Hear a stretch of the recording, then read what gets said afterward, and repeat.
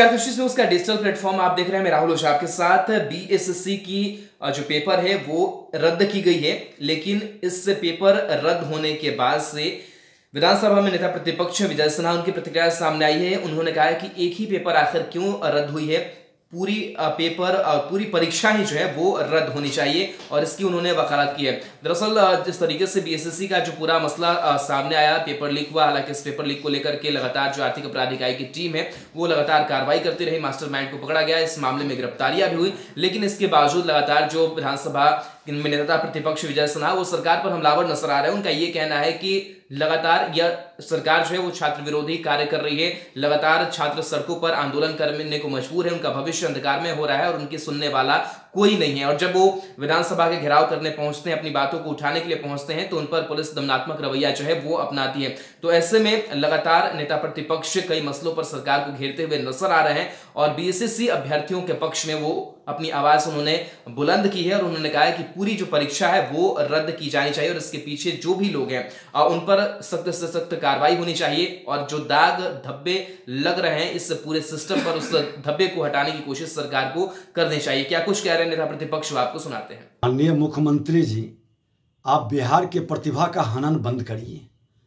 बिहार के प्रतिभा का जिस तरह से दमन कर रहे हैं आप, बीएसएससी का एग्जामिनेशन एक पेपर रद्द क्यों किए, 2 पेपर रद्द होना चाहिए पूरी परीक्षा में। ये क्वेश्चन आउट हुआ है। बीपीएससी में भी इसी तरह से 9 क्वेश्चन गलत डाला गया और बैकडोर से लोगों को लिया गया। आपका नियुक्ति जैसे ही घोषणा होती है, डाक बोला जाता है, लोगों से वसूली की प्रक्रिया शुरू होती है। बीपीएससी के अंदर, बीएसएससी के अंदर आज जो हस्तिनापुर के गुलाम बैठे हैं, 7-7 वर्ष से परीक्षा कंट्रोलर बैठे हैं, कई ऐसे लोग बैठे हैं जिस पर कई बार आरोप लगा है आप जांच के नाम पर सिर्फ खाना पूर्ति कर रहे हैं। पूरी मन के अंदर आपकी थोड़ी सी भी ईमानदारी से काम करने का है तो सीबीआई से जांच कराइए या हाईकोर्ट के सिटिंग जज से जांच कराइए, लेकिन आप इस तरह से बिहार के प्रतिभा के साथ खिलवाड़ बंद करिए।